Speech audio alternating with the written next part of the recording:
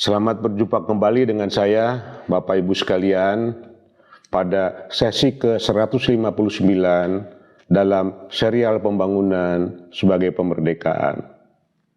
Pada sesi sebelumnya, saya mencoba berbagi pemikiran bagaimana kita mengkonsolidasikan power dengan mengambil analogi konsolidasi power seperti zaman BIMAS, bimbingan massal pada waktu itu.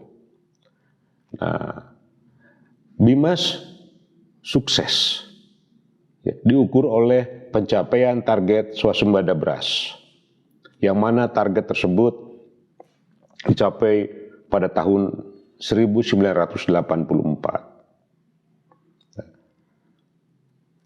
Pencapaian tersebut lebih bersifat fisik, yaitu output industri primer pertanian mencapai kebutuhan kuantitas pangan pada saat itu.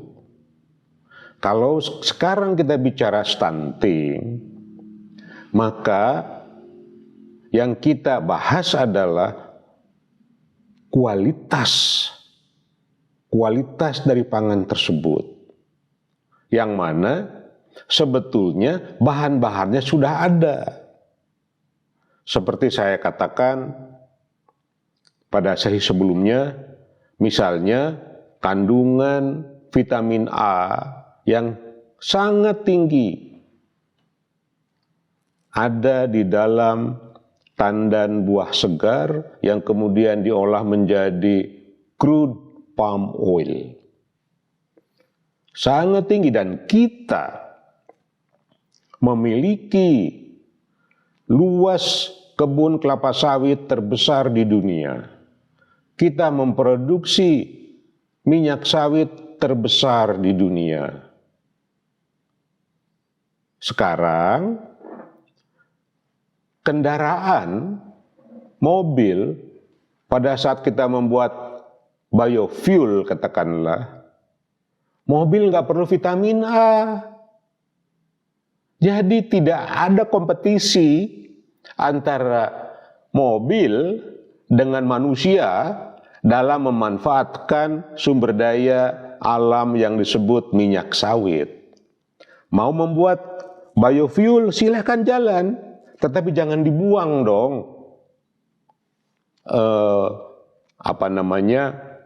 Vitamin A-nya.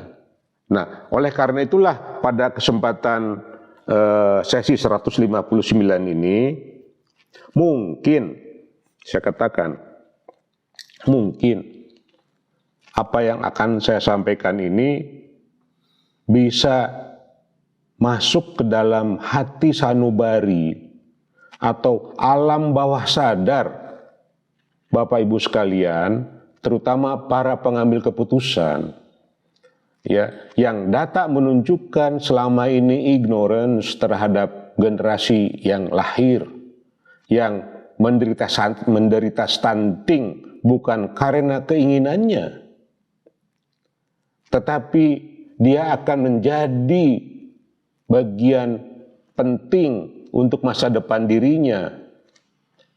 Tetapi juga kita tahu dan kita belum masuk ke dalam pengetahuan atau knowledge seperti yang didefinisikan oleh von Hayek, seorang ekonomis pemenang Nobel. Von Hayek bilang, knowledge itu bukan kemampuan seseorang bisa menerangkan ini itu, tetapi kemampuan seseorang dengan pengetahuannya tersebut, dia manfaatkan pengetahuan itu dalam perilaku. Jadi knowledge embodied dalam behavior, atau dalam bahasa kitanya, pengetahuan itu bersenyawa menyatu dalam perilaku. Jadi walaupun sudah setumpuk hasil research menunjukkan bahwa kandungan vitamin A dalam minyak sawit itu sangat tinggi, kemudian setumpuk hasil seminar, hasil research yang mengatakan bahwa vitamin A bermanfaat untuk mencegah atau mengatasi stunting. Bahkan dia menjadi bagian yang paling murah untuk memproduksinya. Apalagi kalau vitamin A dikombinasikan dengan bahan-bahan lain yang sudah diketahui juga melalui banyak research. Ya. Tetapi tetap saja knowledge tersebut ada di dalam buku, ada dalam pikiran-pikiran, tetapi belum menjadi suatu behavior dari seluruh industri sampai akhirnya tidak ada stunting di Indonesia. Artinya, yang kita perlukan adalah perubahan dalam mengamalkan apa yang sudah diketahui secara formal menjadi behavior, menjadi perilaku. Nah, mengapa demikian? Nah, inilah mudah-mudahan ada suatu reinforcer, menjadi pendorong, menjadi apalah namanya, untuk perubahan sifat dan sikap yang ada dalam diri kita, dan terutama dalam pengambil keputusan yang ada sekarang, menindaklanjuti kebijakan Presiden Joko Widodo yang mentargetkan tahun 2024 itu populasi anak balita stunting tinggal 14%. Mengapa demikian? Bapak bayangkan kalau tidak bisa kita turunkan, apa yang akan terjadi bagi anak-anak yang menderita stunting? Yang pertama, otaknya rusak.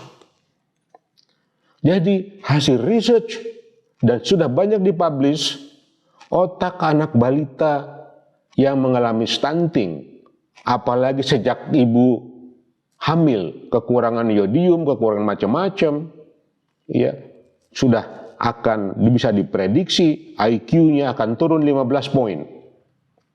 Karena apa? Otaknya rusak. Ya, kalau otaknya rusak, ya, dalam pengertian daya kognitifnya menurun jauh. Daya tahan tubuhnya juga menurun karena otak memberitakan semua proses metabolisme. Karena daya tahan tubuhnya menurun, maka daya kerja menurun. Ya, sebelum ke daya kerja saja, pasar menunjukkan hasil research tinggi badan menentukan tingkat upah. Ya, itu di barat.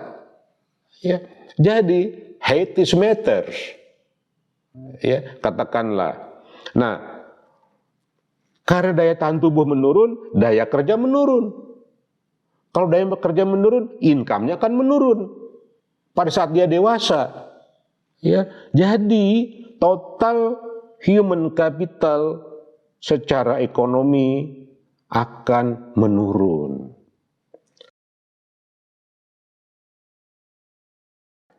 Jangan-jangan, ya saya belum meneliti secara mendalam, silahkan Bapak Ibu yang tertarik, tetapi sudah ada tanda-tanda bahwa human capital kita secara total menurun, dan ini dipengaruhi oleh populasi stunting yang tinggi sejak awal tahun 2000-an hingga sekarang.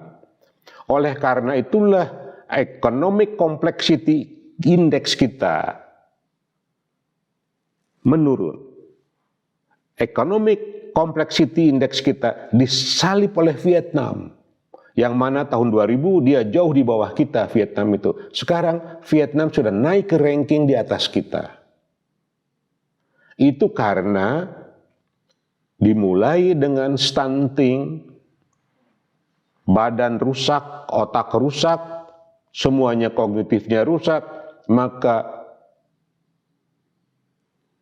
capability atau what Indonesian people can do or can be, apabila ini tidak diselesaikan segera, ya akan menjadi utopia.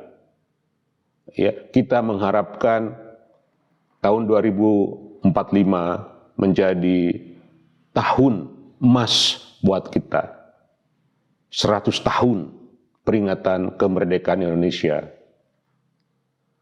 Development as freedom, ya, perlu dimulai dari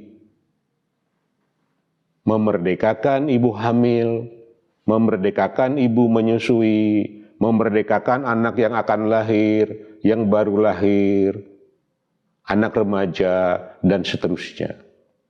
Demikian, Bapak Ibu sekalian, terima kasih atas perhatian Bapak dan Ibu sekalian.